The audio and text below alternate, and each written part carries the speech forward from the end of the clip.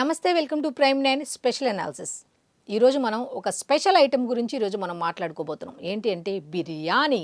బిర్యానీ అనగానే చాలామందికి అసలు నోట్లోంచి నీళ్లు ఊరని వాళ్ళు ఎవరైనా ఉంటారా అంటే అది వెజ్ అవ్వచ్చు, నాన్ వెజ్ అవ్వచ్చు, ఏదైనా కానీ బిర్యానీ అనే పదం చెప్తే చాలు బాడీలో వైబ్రేషన్స్ లాగా నోట్లో నుంచి అయితే వాటర్ వచ్చేస్తూ ఉంటుంది కదా. అది ఎంత వాస్తవమో ఇప్పుడు నేను చెప్పే బిర్యానీ గురించి కనుక విన్నారనుకో, అంతే విధంగా అంతే రకంగా నోట్లోంచి నీళ్లు కాదు వాంతులు వస్తాయన్నమాట. అటువంటి బిర్యానీ గురించి ఈరోజు మనం మాట్లాడుకోబోతున్నాం. మనం జనరల్గా బిర్యానీ చేసేటప్పుడు ఏం చేస్తామబ్బా, చక్కగా అల్లం వెల్లుల్లి అలాగే మసాలా దినుసులు ఇవన్నీ తీసుకొని చక్కగా నీళ్ళల్లో నానబెట్టుకొని చక్కగా చేత్తో క్లీన్ చేసుకుంటూ ఉంటాం కదా. వీళ్ళ స్పెషాలిటీ ఏంటో తెలుసా, ఆ హోటల్ స్పెషాలిటీ ఏంటో తెలుసా, మంచిగా అవన్నీ తీసుకెళ్ళి ఒక వాటర్లో వేసేస్తారు, నానబెట్టేస్తారు. ఆ తర్వాత ఏం చేస్తారో తెలుసా, చేతులు వాడితే చేతులు నొప్పి వస్తాయి కదా, అందుకని వీళ్ళు ఏం చేస్తారంటే చక్కగా ఒక గిన్నెలో వాటర్ పోసి ఆ గిన్నెలో వాళ్ళు దిగి చక్కగా పసా పసా పసా కాళ్ళతో తొక్కుతూ వాటిని చక్కగా నీట్గా క్లీన్ చేస్తారు. ఎంత దరిద్రమో చూడండి. వాడు ఎక్కడెక్కడ తిరిగి వచ్చాడో తెలియదు, అంతకుముందు ఎక్కడికి వెళ్ళి వచ్చాడో తెలియదు. అదే కాళ్ళతో ఆ బిర్యానీ దినుసులు వాటర్లో నానపెట్టి పసా పసా నొక్కుతూ దాన్ని తీసుకెళ్ళి ఆ బిర్యానీలో వాడతారంట. ఎంత దారుణం అనుకుంటున్నారు. ఇదే చిన్న చితక హోటల్లో జరిగింది కాదు, బాగా ఫేమస్ అయినటువంటి హోటల్లోనే జరిగింది. ఆ వీడియో క్లిప్ కూడా ఉంది, నేను ప్లే చేస్తాను చూద్దురు కానీ. ఎందుకంటే ఊహాగానాలతో చేసే వీడియోలు కావు ఇవి, ఎందుకంటే వాస్తవాలు చెప్తున్నా. మొన్న కొన్ని వందల కేజీల కుళ్ళిపోయిన మాంసం దొరికింది.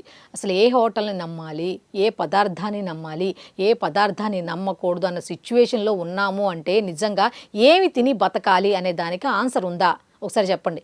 ఇప్పుడు మొన్నటిదాకా పన్నీర్ అన్నారు. పాల విషయం చూసుకోండి, ఎంత రాజమండ్రిలో ఎంత ఘోరం జరిగింది, ఎంతమంది ప్రాణాలు పోయారు కల్తీ పాల వల్ల. ఈ పన్నీర్ కూడా అంతే, అసలైన పాలు కాదు అంటారు. ఆ పన్నీర్ కెమికల్స్ కలిపిన పన్నీర్ అది అని అంటారు. బ్రాండెడ్ని నమ్మాలా? ఒకవేళ బ్రాండెడ్ కొనలేని వాళ్ళ పరిస్థితి ఏంటి? ఆ బ్రాండెడ్లో కూడా క్వాలిటీ ప్యూరిటీ ఉంటుందా అంటే గ్యారంటీ లేని పరిస్థితులు. అసలు ఏం చేయాలో అర్థం కాని పరిస్థితి. అదంతా ఒక ఎత్తు, ఒక పక్క ఏది తినాలన్నా ఇది కల్తీయా అది కల్తీ, ఇది ఎత్తుకోవడమే సరిపోతుంది. ఇక మానవ తప్పిదాలు, కనీసం అది కొన్నది క్వాలిటీయా కాదా పక్కన పెడితే కనీసం చేత్తో కడగాల్సిన ఈ విధంగా మొన్న ఈ మధ్య ఏవో రకరకాల ఉమ్ములు వస్తున్నారనో అది చేస్తున్నారో ఇది చేస్తున్నారని ఈ విధంగా మాట్లాడితే ఇప్పుడు కొత్తగా కాళ్ళతో మసాలా దినుసులు తొక్కడం ఏంటి, మళ్ళీ అది దాంతో బిర్యానీ తయారు చేసి మాకు పెట్టడం ఏంటి, మీకు డబ్బులు ఇచ్చి మీరిచ్చే చెత్త చెదారం మేము తినాల్సిందా ఏంటి కర్మ అని చాలామంది నెటిజన్లు దీని మీద రిప్లై కూడా ఇచ్చారు. ఇది ఇంతకు ఎక్కడ జరిగింది అంటే గుంటూరులోని సుబాని హోటల్లో జరిగిందంట.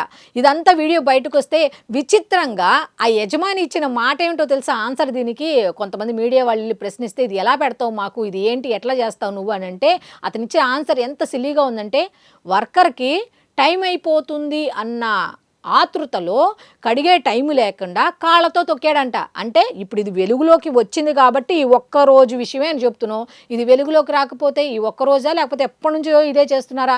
అయితే దీనికి సంబంధించి ఇంకా దారుణమైన ఏమన్నా ప్రక్రియలు ఏమైనా చేపట్టారా? ఎవరికి తెలుసు? ఎవరికి తెలియదు. ఇది వెలుగులోకి వచ్చింది కాబట్టి ఈ విషయం అందరికీ తెలిసింది. పైగా ఆ పదార్థాలన్నీ చక్కగా మళ్ళీ కడిగి గ్రైండర్లో వేసాము, ఈ వీడియో బయటకు వచ్చిన తర్వాత మొత్తం పారేసాము అని అన్నారు. ఇప్పుడు ఈ వీడియో బయటకు వచ్చింది కదా, కడిగేది కాళ్ళతో కడిగేది, ఇది వీడియో బయటకు వచ్చినప్పుడు ఆ పారబోసేది కూడా రావాలిగా. ఎక్కడ పారబోసుంటావు నువ్వు? వాడు కడిగేసింది మాత్రమే బయటకు వచ్చింది, అది తీసుకెళ్ళడం అయిపోయింది, వాడేయడం అయిపోయింది, చక్కగా పాపం దాన్ని లొట్టలు వేసుకొని తినేయటం కూడా అయిపోయింది. ఆ తర్వాత ఈ ఓనర్ ఇచ్చిన ఆన్సర్ ఏమో ఇది, టైం అయిపోతుందని వర్కర్కి వేసాడట, దాన్ని మళ్ళీ పడేశాడంట. మళ్ళీ వేరేది కనుక వీళ్ళ దృష్టిలోకి వచ్చిన తర్వాత వేరేది కూడా వాడారంట. సోషల్ మీడియాలో ఇలాంటి వైరల్ చేయడం కూడా కరెక్ట్ కాదని చెప్తున్నాడు పాపం ఆ ఓనరు. వీళ్ళు చేయటం కరెక్టే, వైరల్ మాత్రం చేయడం కరెక్ట్ కాదు, ఇలాంటివి నమ్మొద్దు, ఇది ఒక్కసారి మాత్రమే జరిగిన తప్పిదం మాదే, ఇలాంటివి మళ్ళీ జరగకుండా మేము చూసుకుంటాం. ఏంటి జరగకుండా చూసుకుంటావు? వీడియోలు బయటికి రాకుండా చూసుకుంటావా? లేకపోతే క్లారిటీ ఇవ్వాలా? మీరు క్లారిటీ మిస్ అయ్యారు ఓనర్ గారు, సుబాని హోటల్ ఓనర్ గారు. మీరు మీరు క్లారిటీ మిస్ అయ్యారు. ఏమనన్నారు మీరు? ఇలాంటివి జరగకుండా చూసుకుంటే, ఏం జరగకుండా, వీడియోలు బయటికి రాకుండా, ఎవరిని అలౌ చేయకుండా ఇలాంటి ఇంకా దుర్మార్గపు పనులు మీరు చేస్తూ జనానికి ఇలాంటి అనారోగ్యమైన పద్ధతుల ద్వారా ఇటువంటి పద్ధతుల ద్వారా ఆహారాన్ని తయారు చేసి పెట్టి డబ్బులు దోచుకుంటూ తీసుకుంటూనే ఇలాంటి చేయటం ఎంతవరకు కరెక్ట్? కాబట్టి ఇప్పుడు ఏ హోటల్కి వెళ్ళాలి? చిన్న హోటల్కి వెళ్ళినా ఇదే పరిస్థితి, పెద్ద హోటల్కి వెళ్ళినా ఇదే పరిస్థితి.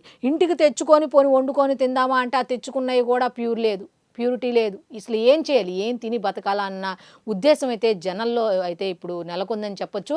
సో దీని గురించి ఎవరిని తప్పు పట్టాలి, ఎవరిని తప్పు పట్టకూడదు? ఇప్పుడు ఒక దగ్గరికి వెళ్తాం, అక్కడ వండుకొని తినటం అవ్వదు, ఏం చేస్తాం? ఖచ్చితంగా హోటల్ని ఆశ్రయించాల్సిందే. మరి వాళ్ళ నాణ్యతా ప్రమాణాలు ఎలా పాటిస్తున్నారు, ఏం చేస్తున్నారని ఫుడ్ సేఫ్టీ అధికారులు తనిఖీలు చేయాల్సిన అవసరం ఉంది. సరిగ్గా తనిఖీలు చేసి కరెక్ట్గా వాళ్ళు దొరికినప్పుడు కనుక కఠిన శిక్షలు విధిస్తే, చర్యలు తీసుకుంటే ఇలాంటివి పునరావృతం కాకుండా ఉంటాయని చాలామంది చెప్తున్న మాట. సో ఈ వీడియోపై మీ అభిప్రాయాన్ని తప్పకుండా కామెంట్ రూపంలో తెలియచేయండి. చూశారు కదా, ఇది ఈనాటి స్పెషల్ అనాలిసిస్. మళ్ళీ రేపటి అనాలిసిస్లో కలుద్దాం. అంతవరకు సెలవు, నమస్కారం.